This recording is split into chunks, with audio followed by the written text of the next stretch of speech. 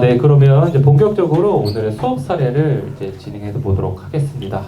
선생님들 혹시 요즘 교육계에서 가장 좀 떠오르는 화두가 뭔지 알고 계신가요? 네, 바로 2022 교육과정인데요. 교육과정을 혹시 보신 분 계신가요? 이렇게 작게 손 한번 이렇게 살짝 많이 계시는 것 같은데요.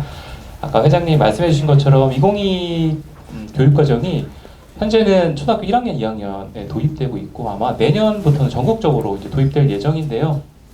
오늘 이제 발표해 줄 선생님께서 이 2022 교육과정을 정말 세밀히 분석을 하시고 자신의 어떤 경험과 철학을 잘 녹여내서 배드민턴 수업에 잘 적용해 보셨다고 합니다. 그러면 2022 개정 교육과정 맞춤형 체육 수업이라는 주제로 경기과학고에서 근무하고 계시는 김민철 선생님을 박수로 모셔보겠습니다.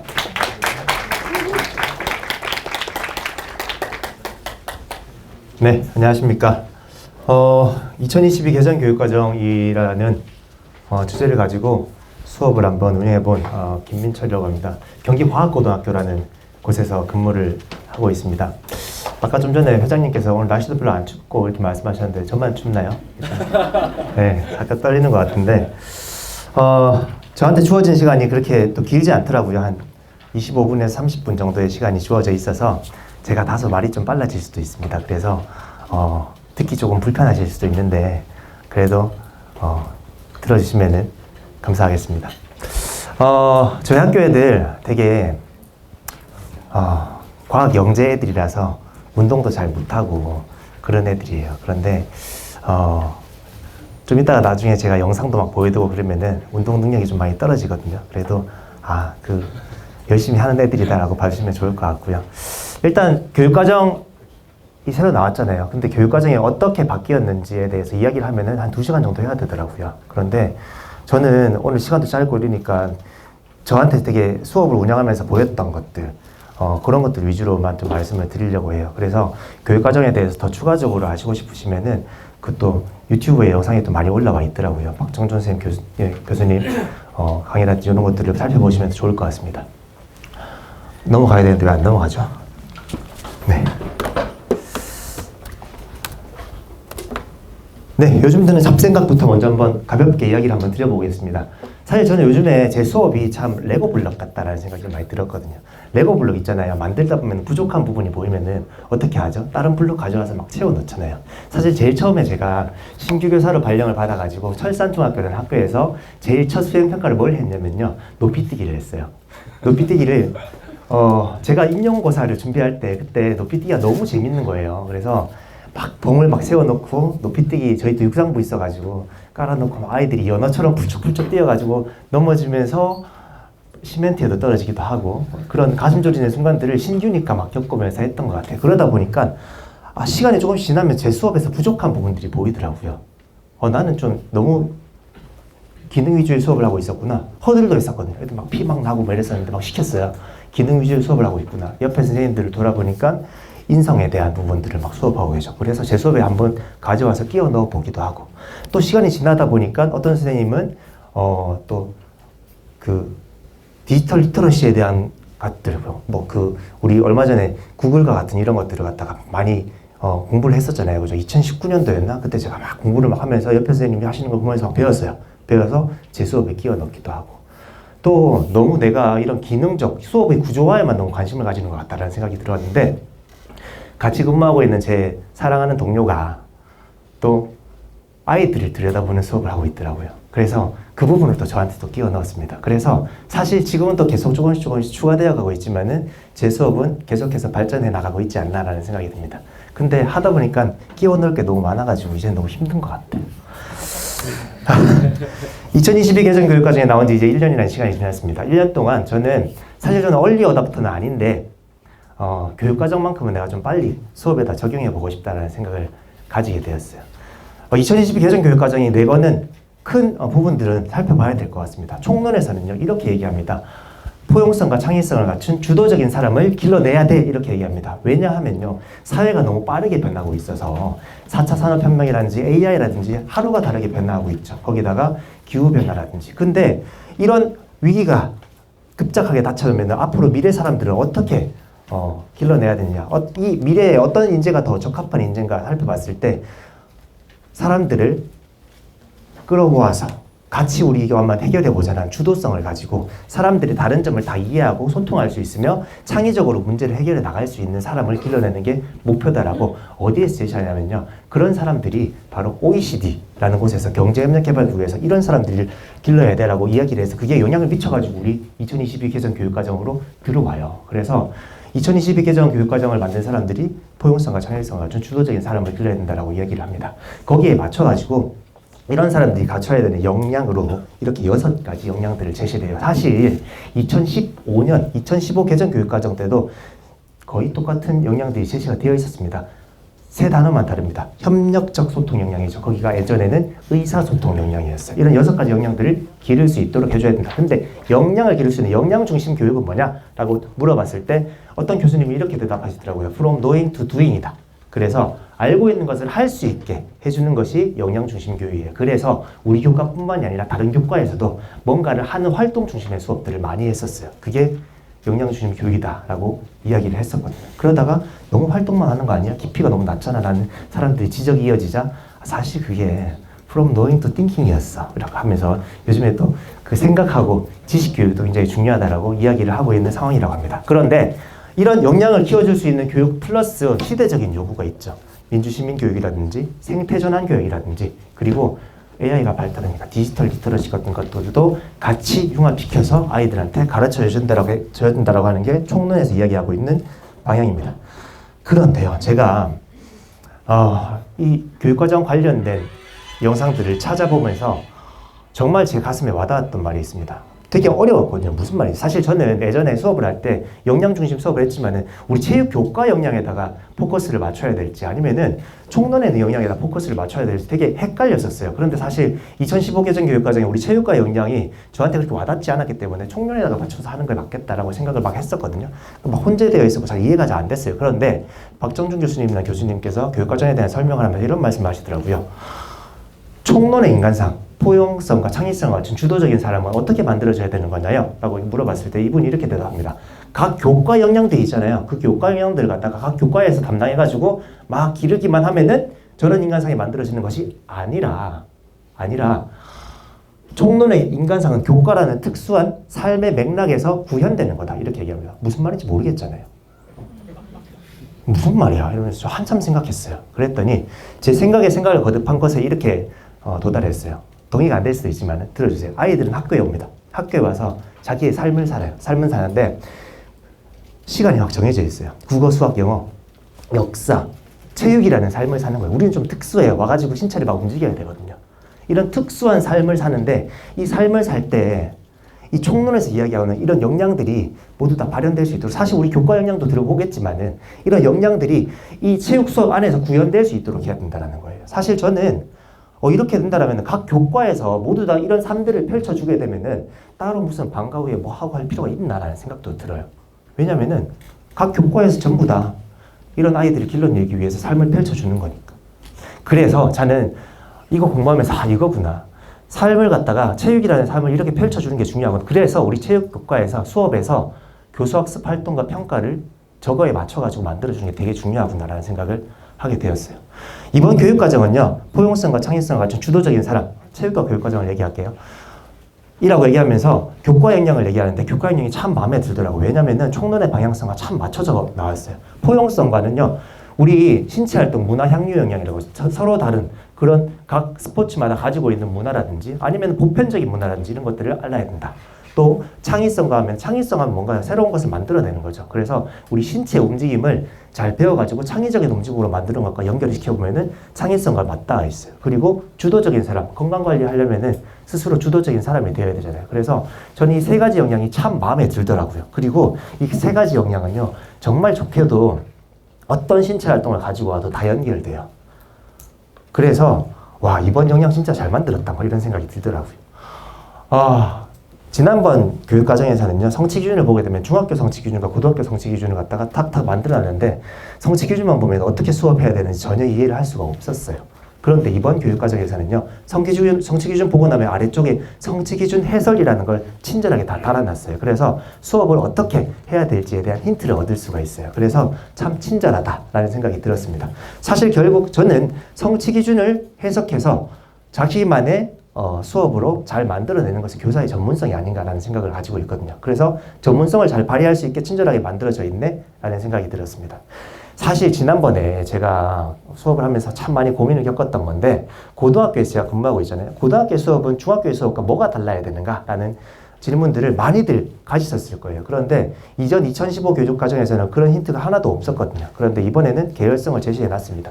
살펴보게 되면요, 명제적 지식, 지식적인 부분에서는 아이들 초등학교 3, 4, 5, 6학년 부분에서는 개념적인 수준에서, 중학교 수준에서는 원리적인 수준에서, 고등학교 가서는 이렇게 해요. 이론과 학문을 좀 다뤘으면 좋겠다라고 좀 제시를 하고 있고요. 그리고 신체 활동을 하는 이런 기술적인 방법적인 지식에서는 입문을 위한 기초 기술, 기초 움직임이라든지 이런 것들을 제시를 하고, 변형 기술 같은 거, 응용 기술, 그리고 맨 마지막에 고등학교에서는 심화 기술까지 들어갔으면 좋겠다, 이렇게 제시를 하고 있어요. 가치 태도적인 부분, 과정 기능적인 부분도 저런 식으로 발전이 되어가지고 나오고 있는데요. 사실 이걸 갖다가 조금 더 구체적으로 대놓고 비교를 한번 해보고 싶었습니다. 그래서 전략형 스포츠에 대한 내용들을 갖다가 좀 같은 내용 요소인데 어떻게 표시를 해놨는지 한번 살펴볼게요. 저는 사실 고등학교에 있으니까 고등학교에서는 전략형 스포츠의 문화라고 나와 있죠. 문화라고 해서 제도문화, 관념문화, 물질문화라고 하는 그런 언어를 씁니다. 그래서 문화적인 측면으로 깊게 들어가라라고 가르치고요. 옆에 있는 중학교를 보게 되면 역사와 특성 정도만 알려주라라고 얘기하기를 하죠. 그죠?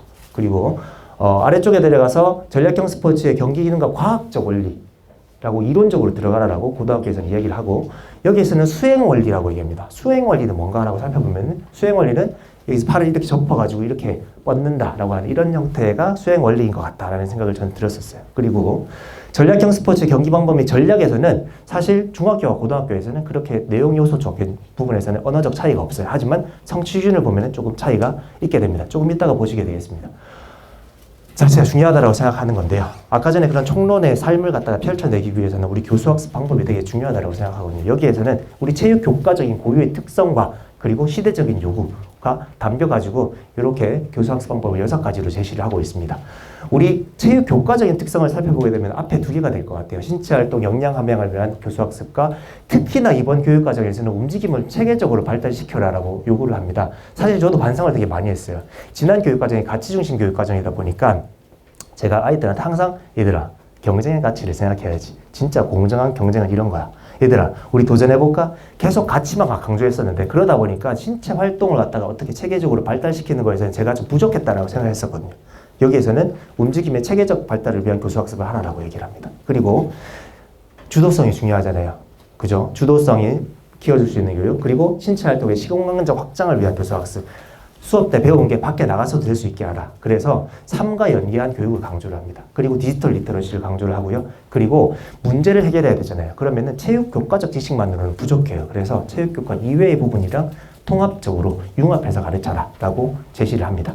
평가도 중요합니다. 그죠? 사실 평가에 있어서는 아이들의 학습의 결과만을 평가하지 말고 과정도 평가하고 성장 중심의 평가를 하고, 그리고 선생님만 평가하는 게 아니라 친구들과 또 스스로도 자기 평가가 될 수 있게 하라와 같은 이런 측면을 제시를 하는데, 특히나 또 강조하는 것은 다양하게 평가를 해줘야 된다. 다양한 측면을 평가해줘야 된다고 합니다. 그래, 이제 이렇게 한번 살펴봤어요. 그럼 이제 너는 수업을 어떻게 하는데 이제 궁금하실 거잖아요. 그죠? 사실 저는 2023년도에 수업을 했던 어떤 한 학교의 평가 기준표를 받아가지고 본 적이 있었는데요. 배구 수업을 하셨어요. 배구 수업 하셨는데 배구 수업에 대한 평가가 이렇더라고요. 언더핸드 토스 20점, 오버핸드 토스 20점 해가지고 총 40점짜리 수행평가고 배구에 대한 평가는 이게 다였어요. 사실 교수학습 활동이 어떻게 이루어졌는지 저는 잘 볼 수는 없어요. 그런데 이 평가를 딱 놓고 보게 되면은 이게 우리 총론에서 이야기하는 그런 삶들을 펼쳐져야 된다는 내 생각에서 봤을 때 그런 것들이 다양하게 펼쳐졌을까라고 생각하면은 그렇지는 않을 것 같다라는 생각이 조금은 들더라고요. 저는 사실 수업을 준비할 때 이렇게 준비를 합니다. 제 수업의 근간이 되는 생각이 있어요. 제 뿌리가 되는 생각인데요. 저는 이 수업을 준비할 때 이 책에서 가지고 옵니다. 스포츠 리터러시라고 하는 최희창 교수님의 책이에요. 이 책에서는 이렇게 얘기해요. 우리가 스포츠 교육, 운동 교육을 하는데 운동을 하는 것만으로는 완전하게 스포츠를 배웠다, 운동을 배웠다라고 하기가 어렵다. 그러면 어떻게 해야 되냐? 운동을 하고 또 운동에 대해서 아는 거를 갖다가 하는 과정에서 이거 두 개를 하는데 이거 두 개를 하는 과정에서 운동에 대한 마음이 생겨난다. 근데 이 운동에 대한 마음이 좋게 만들어져야지. 그래서 운동 능과 심과 지가 모두 다 갖춰졌을 때 진짜 제대로 스포츠 교육이 된다. 이렇게 얘기를 합니다. 사실 여기서 나오는 문구 중에서 와닿는 문구는 이런 거죠. 우리가 운동만 주구장창했던 그런 스포츠 선수들이 전인이 되었나? 전인이 되었나? 라고 따져보면은 그렇지 않은 쪽이 더 있을 수 있다. 뭐 이렇게 얘기를 하더라고요. 설득이 되었어요. 그리고 제 수업에서 아이들이 어떤 마음을 가졌으면 좋겠다라고 생각을 한번 해보니까 아이들이 제 수업에 와서 친구들이랑 비교 안 하고 나 스스로 괜찮은 사람이구나 라는 생각을 가지게 했으면 좋겠다라는 생각이 들었고요.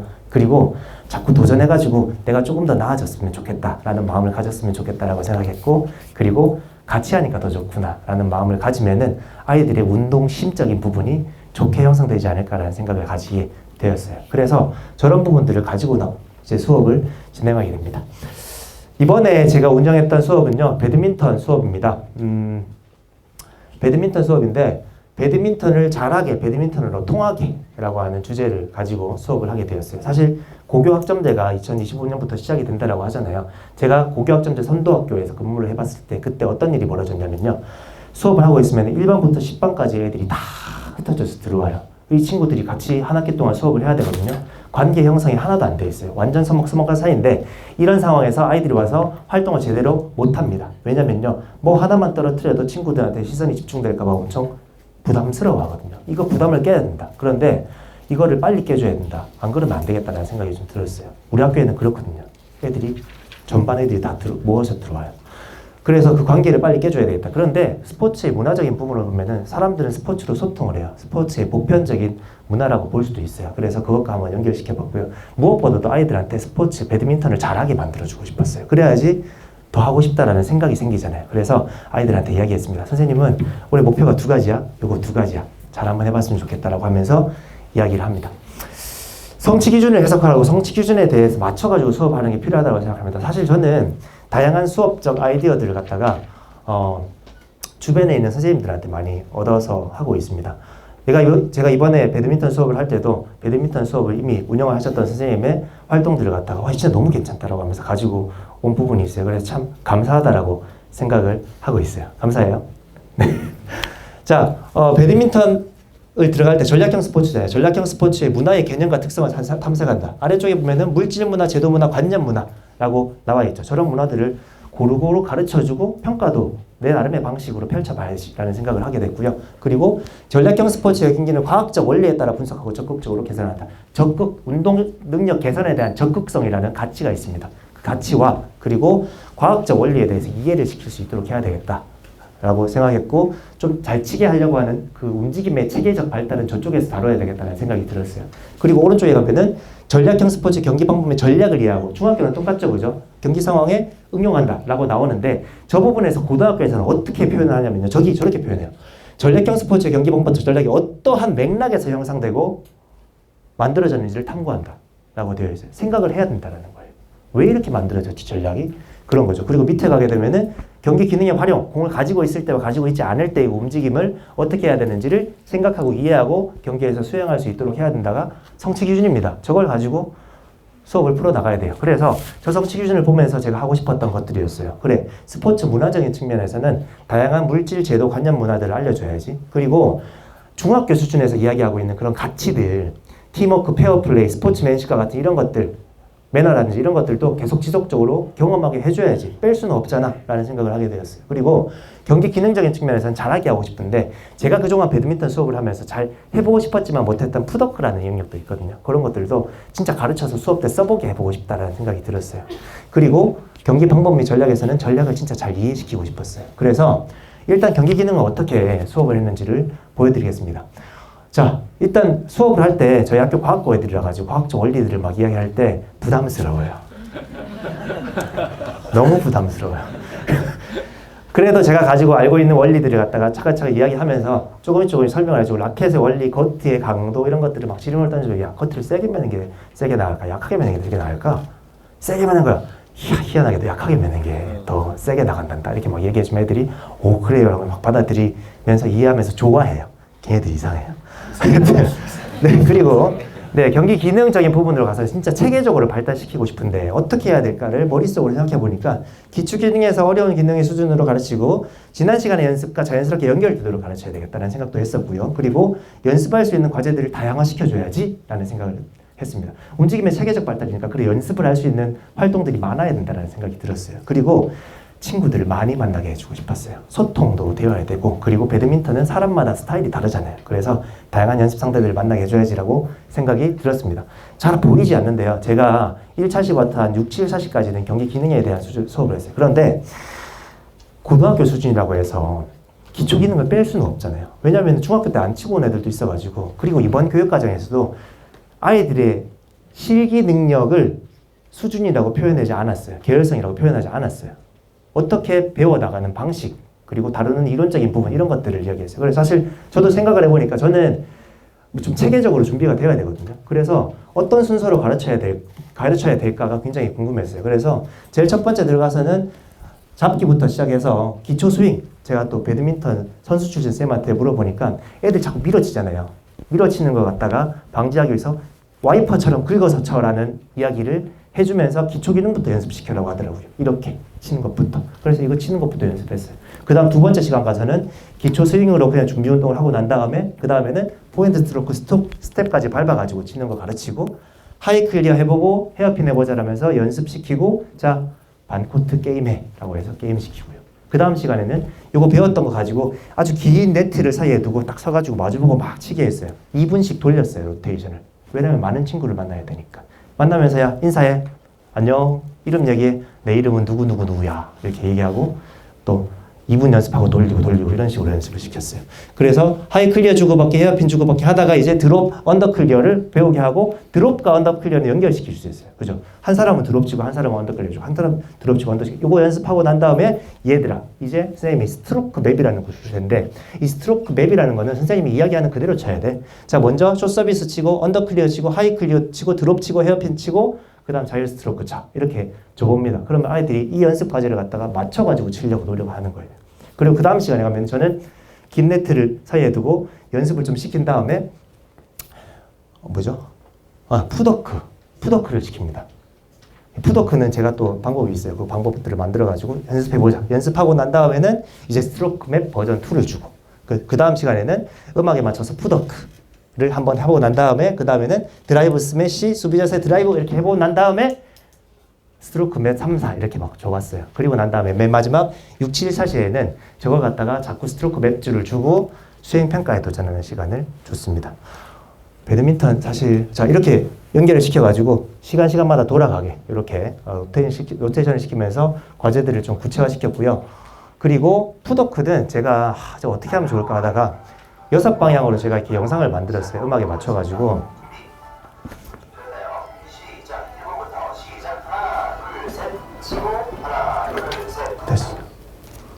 네.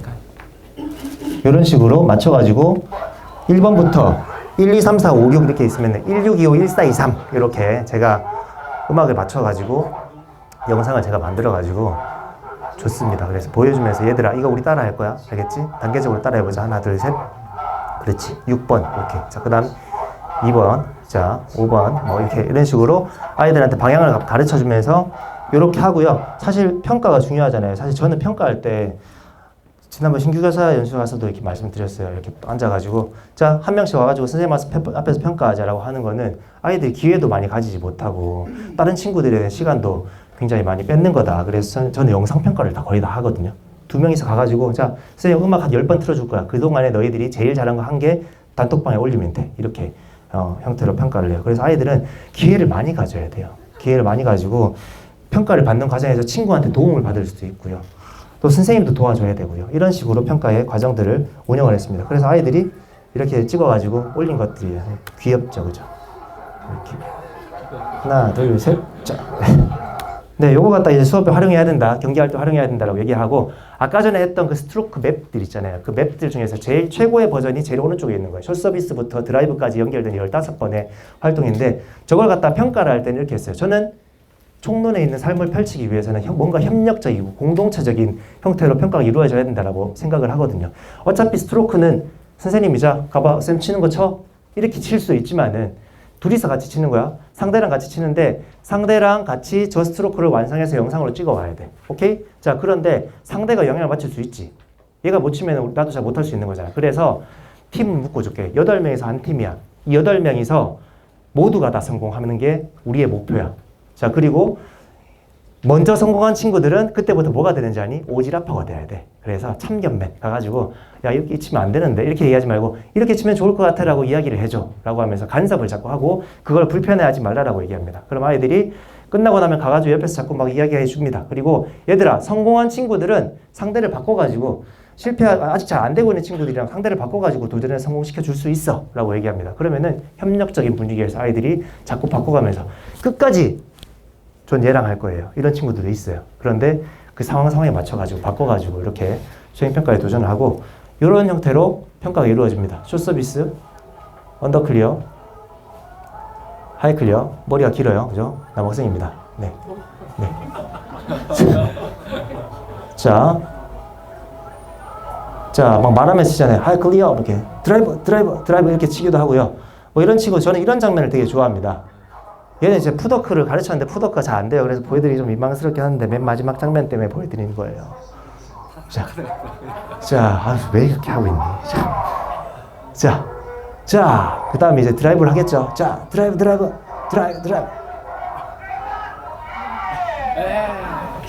혼자 막 자뻑에 취해가지고요. 이렇게 하고 있어요. 저 이런 장면이 되게 많이 필요하다고 생각해요. 그래서 좋은 마음이 막 생기잖아요. 두 번째 경기 방법 및 전략으로 가서는요. 맥락을 분석을 해야 돼요. 그래서 저 복식 게임에서 주로 많이 했어요. 자, 복식 게임 하는 방법 알려줄게. 자, 알겠지? 가서 게임하고 와. 보냅니다. 그럼 애들이 게임을 하고 옵니다. 얘들아 게임 잘 됐니? 아니요. 안 됐지? 한번 배워보자. 얘들아 너희 서비스 할 때 어디 위치해야 되는지 아니? 앞에서 해야 될까? 뒤에서 서비스 해야 될까? 질문을 던집니다. 이번 교육과정에서는 질문을 강조해요. 던지면 애들이 앞에요? 뒤에요? 막 대답해요. 앞에서 해야지. 그래야 상대방이 반응할 수 있는 기간이 줄어들잖아. 그럼 받는 사람은 앞에서 해야 돼? 아니면 뒤에서 해야 돼? 앞에요. 중간에 막 얘기해요. 사람마다 달라. 어떤 사람은 앞에 서서 푸더크가 좋아가지고 뒤쪽으로 갈 수 있는 사람이 있고 어떤 사람은 한 걸음 뒤로 물러서서 받는 거야. 알겠지? 자, 그리고 서비스 넣을 때는 사인을 집어넣는 거야. 네, 이렇게 넣거나 이렇게 넣거나 이렇게 하는데 넣으면서 게임해봐 라고 보냅니다. 보내고 나서 게임해요. 그렇게 야 알겠어? 뭐 조금 된 것 같아요. 사인 넣었니? 아무도 안 넣었어요. 왜 안 넣었을까? 차이가 없으니까. 맞지? 자, 보자. 숏 서비스를 할 때 생각해봐. 숏 서비스를 할 때 짧게 넣게 되면은 숏 서비스를 한 사람이 받는 사람이 롱을 칠 수도 있고 앞쪽으로 할 수도 있잖아. 그치? 그러면은 이거 앞쪽에 있는 걸 대비를 하기 위해서는 어떻게 해야 될까? 앞쪽에 있는 걸 대비하기 위해서는 앞 사람은 뒤쪽으로 가면 안 돼. 앞뒤로서는 공격 포지션의 형성이 돼. 롱 서비스를 띄우면 상대방이 스매시를 때릴 수 있어. 그래서 이 스매시 때문에 양쪽으로 흩어지는 수비 포지션을 해. 자, 그러면 너희들은 서비스를 넣었을 때 공격으로 시작할래? 수비로 시작할래? 이렇게 얘기해요. 그러면 아이들이 공격이요. 그래. 그래서 복식에서는 숏 서비스를 더 많이 넣어. 라고 이야기를 시킵니다. 그러면은 너희들 뭐 넣을지 이제 알겠지? 자, 그러면 가서 해봐. 라고 하면서 게임 시키죠. 그 다음에는요. 그 다음 시간이 되면은 얘들아 이것도 연습이 필요해. 공수전환에 대한 연습인데 오늘은 이대로 쳐야 돼. 게임만 많이 시킬 텐데 이렇게 쳐야 된다. 숏, 클, 드에 클. 따라해. 숏, 클, 드에 클. 무조건 숏, 클, 드에 클 치고 클리어 칠 때 저때 양쪽으로 흩어지는 연습할 거야. 그 다음 스트로크는 너네 마음대로 해. 알겠어? 이렇게 얘기하면 보냅니다. 그 다음에는 다 왔지? 이번에는 롱으로 친다. 롱드 해클스. 따라해. 롱드 해클스 하고 난 다음에 게임 시켜요. 그리고 나서 그 다음 시간이 됩니다. 그 다음 시간이 되면요. 이제 너희들 왔다 갔다 하는 공수전환 포메이션에 대해서 이해를 했을 거야. 이제는 창의적으로 우리가 스트로크를 만들어보자. 4명이서 한 조가 되어서 같이 이 12개의 스트로크를 갖다가 만들고 이 스트로크를 갖다가 선생님한테 확인을 받아야 돼. 제대로 변환이 일어나는 타이밍이 맞는지 확인을 받고 그리고 난 다음에 검사받았으면 영상으로 찍어서 가지고 와. 라고 얘기합니다. 그러면요. 아이들이 지네들끼리 막 모여서요. 회의를 해요. 이때 팀 활동에서 항상 중요한 거는 팀에서 너희들이 팀워크를 위한 활동들을 제대로 행동들을 제대로 해줘야 된다. 상대방한테 협력적이고 친절하고 의욕적이고 책임감 있게 행동을 해줘야 된다. 앞으로의 팀 활동에서는 계속 그렇게 가야 된다라고 강조를 해줍니다. 교사는요. 옆에서 돌아다니면서 조력자의 역할을 해줘야 됩니다. 아이들이 제대로 방향을 잡아가고 있는지를 갖다가 자꾸 챙겨줘야 돼요. 이 장면을 보게 되면은 이제 아이들이 어떤 형태로 영상을 촬영해서 가지고 오는지를 볼 수 있어요.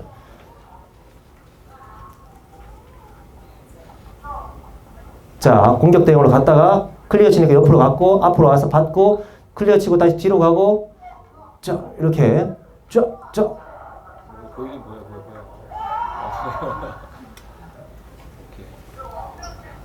완벽해 진짜. 들리시죠? 완벽하다라고 하죠. 저런 게 되게 중요하다고 생각해요. 얼마나 좋은 마음이 생겼어요. 그죠? 이렇게 알려주고요. 사실 애들한테 1대1로 모든 친구들이랑 다 만나라고 했거든요. 만나면서 승률에 따라 가지고 핸디캡 점수를 주고 단체전에다가 팀을 짜가지고 배정을 좀 해주고 그 핸디캡대로 점수를 받게 했어요. 뭐 예를 들면 정훈우랑 박주영이가 1점이고 권민우랑 송주은이가 17점이면 그 점수를 빼면 16점인가요? 그죠? 16대 0에서 시작하는 이런 게임을 갖다가 기울어진 운동장을 개념을 집어넣어가지고 얘들아 하는 거야 이렇게 얘기를 해줬고요. 스포츠의 문화적인 부분에 있어서는 계속 수업 시간에 중간중간에 스포츠의 장비라든지 뭐 또 멋진 스포츠 경기라든지 이런 것들을 많이 알려줬고 그리고 관념 문화, 배드민턴의 예절이라든지 그리고 평가에 참여하는 과정에서 너희들이 팀워크에 지켜야 될 점들 이런 것들 막 얘기해 줬고요. 그리고 아이들한테 너희들 스스로 친구들이 너희들을 스스로 평가할 거다. 이런 부분들에 대해서 라고 미리 이야기를 하고 자꾸 긍정적인 팀 활동에 대한 행동들을 하도록 유도를 했습니다. 먼저 또 아이들한테 이제 단식 게임을 하고 난 다음에 야, 그 단식 게임인데 반코트 단식 게임이야. 짧게 할 건데 11점 내기를 하고 나면 무조건 친구랑 이야기해야 돼. 너희들 나는 솔을 봤니? 나는 솔을 보면은 공대생들이 이렇게 얘기해. 공대생들이 와가지고 여자랑 이제 데이트를 하러 가가지고 데이트를 막 하다가 밥만 먹어. 말없이 밥만 먹거든. 그러다가 데이트가 끝나고 나면은 인터뷰할 때 뭐라 그러는지 아니? 너무 좋았어요. 이렇게 얘기하는데 여자는 어떻게 얘기하는 줄 아니? 아 진짜 소통도 안 되고 뭐 하는지 모르겠어. 이렇게 얘기한다. 너희들이 걱정돼. 이렇게 너희들은 공대 쪽이잖아. 이렇게 얘기를. 그러면 야 대화에는 기술이 있어. 대화 막 왔다 갔다 이렇게 질문도 하고 리액션도 적절하게 해줘야 된다고 얘기하고 자 오늘은 좋아하는 음식부터 스트레스 안 받으면 뭐하고 놀아까지 질문을 하고 두 가지의 질문에 대한 후속 질문들을 꼭 해야 돼 라고 하면서 게임을 막 시키고 하루에 한 2-3게임씩 자꾸 시켜요. 그리고 난 다음에는 이제 다 채워지거든요. MBTI 뭐야? 이러면서 서로 막 물어봐요. 어색하게. 저렇게 이야기하는 장면이 나와 있습니다. 그리고 제가 좋아하는 방식인데요. 맨 마지막에는 동료 평가를 해주는 거예요. 그래. 이렇게 그 한 학기의 수업을 보내면서 또 팀별로 이야기를 했는데 팀끼리 모여 앉아봐. 그리고 팀에서 친구들이 했던 팀에 대한 긍정적인 행동에 대해서 너희들이 칭찬해 주는 거다. 이렇게 얘기를 해야 돼요. 그러면은 아이들이 스스로 그런 행동도 팀워크를 위한 노력들을 하려고 하잖아요. 그죠? 칭찬에도 방법이 있어요. 사실에 근거한 평가해야 되고 이유가 있어야 되고 그리고 성품에 대한 이야기를 해줘야 되고 맨 마지막에는 이게 어떤 영향을 미치는지 얘기해야 돼요. 제가 한번 해볼게요. 넌 참 배려심 있고 따뜻한 친구야. 왜냐하면은 너는 우리 팀에 어려움이 겪으면 항상 긍정적인 말로 친구들을 응원해줬어. 그런 부분에서 보면 넌 진짜 따뜻하고 배려심 있는 친구고 그리고 주변 사람들한테 행복을 주는 사람인 것 같아. 네 노력 덕분에 우리가 참 따뜻한 분위기에서 게임을 할 수 있었어. 얼마나 억울하고 그래. 못하겠어요. 이런 친구들이 있는데 하면은 너무 좋아해요. 맨 마지막에 막상. 딱 해가지고 4명씩 묶어가지고 이렇게 평가를 해줍니다. 잘 안 들려요. 그래서 너가 여학생이지만은 그래도 여학생이 별로 없어요. 저희 학교에 10%밖에 없어요. 이렇게 해주는 모습이 너무 멋있었어. 이렇게 얘기해주면은 받는 친구들이 맨 마지막에 가슴이 흐뭇해져가지고 수업을 마무리를 해요. 이게 제 나름대로의 삶과 제 수업에 대한 철학들을 담아가지고 만든 교육과정을 닮은 삶이에요. 평가는 이렇게 했어요. 이렇게 원론적으로 나와 있지만은 이 원론적인 내용을 피해가지고 제가 만들 수 있는 형태로 평가를 짰고요. 그래서 결국 아이들은 제 위에 있는 이런 교육과정을 반영한 체육 수업이라는 삶을 한 학기 동안 살았습니다. 저희 학교는 일주일에 1시간밖에 수업이 없거든요. 그래서 1시간 동안 총 14차시의 수업을 진행을 했고 아이들은 체육관을 자유자재로 찾으면서 열심히 배드민턴을 즐기고 있습니다. 그래서 네. 이거 제가 잘못 눌렀군요. 교육과정 바뀌었는데요. 시대가 바뀌는 거라고 하더라고요. 시대를 담는 교육과정인데 이게 교육과정 바뀌었다고 해서 교육과정 바뀌는 거 없어. 다 똑같아. 건강도전 표현 이게 운동 스포츠 표현으로 갔잖아. 똑같은 거야. 이렇게 얘기하시는 분들 많이 있습니다. 하지만 이 흐름을 갖다가 담아가지고 교육과정에 대한 성취 기준 이런 것들을 잘 해석하셔가지고 거기에 맞는 수업을 하시는 게 체육교사의 능력이 아닐까라는 생각이 들고요. 우리가 일반 스포츠 강좌와 다른 것은 교육과정을 근거로 수업을 하는 것이다 라고 생각을 하고 있습니다. 제가 오늘 제 수업에 대해서 여기까지 말씀을 드리도록 하겠습니다. 여러분들께서 오늘 돌아가셔서 모르겠어요. 제가 말씀드렸던 것들이 여러분들의 수업에서 한 조각의 그 레고 블럭이 되어가지고 영향을 미칠 수 있으면 참 좋겠다라는 생각을 마지막으로 말씀드리면서 오늘 발표를 마치도록 하겠습니다.